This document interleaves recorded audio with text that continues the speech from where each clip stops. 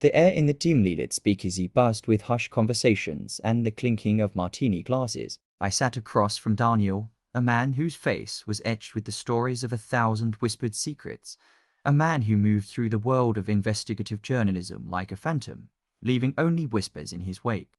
For weeks, I, a fledgling journalist hungry for a story that would solidify my place in the cutthroat world of news, had been relentlessly pursuing him, convinced he held the key to unlocking a scandal that had been plaguing the tech industry for months.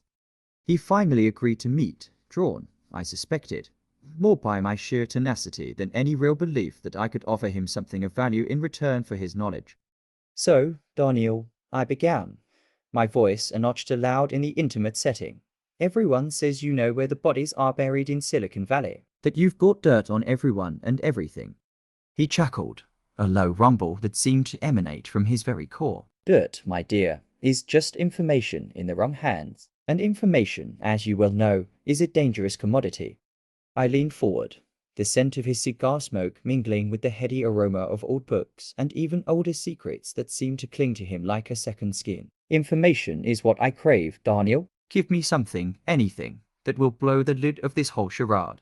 He took a slow sip of his drink, his eyes, sharp as a hawk's, never leaving mine. Tell me, what do you know about algorithms?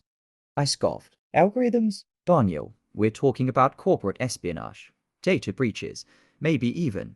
He silenced me with a raised hand. Algorithms, my dear, are the gatekeepers of the digital age. They decide what you see, what you read, what you buy. They shape your perceptions, mold your desires, all without you even realizing it. He leaned closer, his voice dropping to a conspiratorial whisper. The tech giants, they've perfected the art of manipulation. They know your deepest fears, your wildest dreams, better than you know yourself, and they use that information not to empower you, but to control you.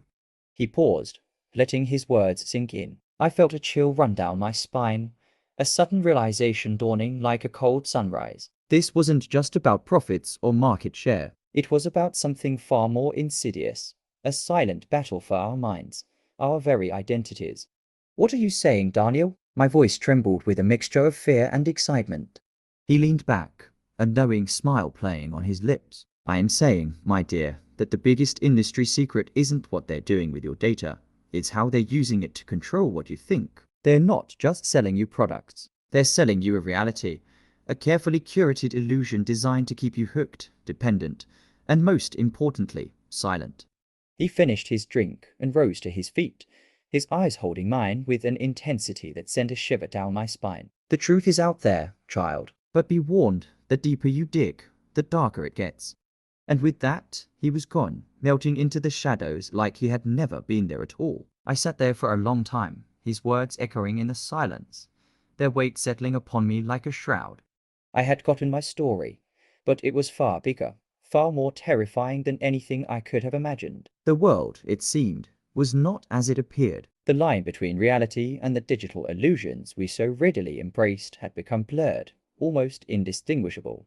As I stepped out into the night, a sense of unease settled upon me. The world seemed different, the constant hum of the city taking on a sinister tone. I knew then that I could never go back to the way things were. I had glimpsed behind the curtain, and what I saw both terrified and exhilarated me. The hunt for the truth had just begun. Story number 2.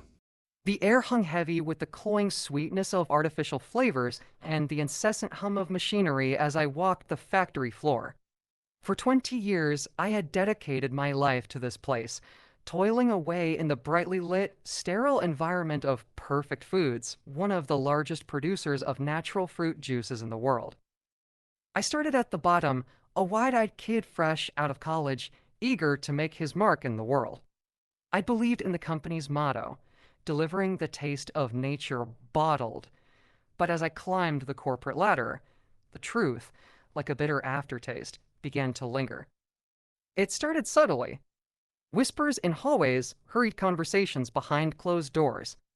I witnessed executives patting each other on the back, celebrating record profits while discussing cost-cutting measures that involved replacing real fruit pulp with cheaper, artificial alternatives. My initial naivety curdled into a simmering disquiet. The marketing campaigns, splashed across billboards and television screens, touted the juices as a healthy, natural choice, brimming with vitamins and sunshine.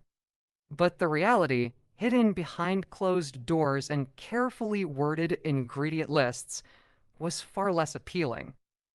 One day I stumbled upon a confidential report detailing the chemical cocktail that went into our 100 pure and natural orange juice. It was a Frankensteinian concoction of flavorings, colorings, and preservatives, all designed to mimic the taste and appearance of real oranges, but with a fraction of the nutritional value. The report even outlined the company's strategy to counter any potential negative press by funding dubious scientific studies touting the health benefits of their products.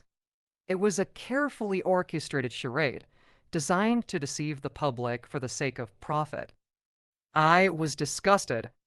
My stomach churned with every bottle of our juice I saw on supermarket shelves, a silent indictment of my complicity in this elaborate fraud. I tried to raise my concerns, but my words were met with patronizing smiles and assurances that everything was above board. It's just business, they'd say, their eyes cold and calculating. Everyone's doing it. But I couldn't stomach it. I spent sleepless nights wrestling with my conscience, the guilt gnawing at me like a persistent rodent. My youthful idealism had been replaced by a cynical understanding of the industry's dirty underbelly. Finally, I decided I couldn't be a part of it anymore. I quit my job, walking away from a lucrative career and a comfortable life. My colleagues thought I was crazy. "You'll never find another job in this industry with your reputation," they warned. But I knew I had to do it. The truth, however ugly, needed to be told. I reached out to a journalist friend, a woman known for her investigative prowess and her unwavering commitment to exposing corporate malfeasance. The ensuing scandal shook the industry to its core. Consumers, outraged by the revelation, revolted, boycotting Perfect Foods products. Lawsuits were filed, investigations launched. The company, once a behemoth built on lies, crumbled, its carefully constructed facade shattered. My story, the industry secret I carried for far too long, served as a wake-up call. It exposed the dark side of our food system, a system where profits are prioritized over people's health, where marketing trumps truth. It came at a cost, though. I was blacklisted, deemed a traitor to the industry I once served. But as I watched farmers' markets flourish and witnessed a growing demand for transparency in food labeling, I knew I had made the right decision. The fight for a more ethical and sustainable food system continues. But the truth, once hidden in plain sight, was out there, a testament to the power of one person's conscience to spark a revolution. And that, I believe, was a victory worth fighting for.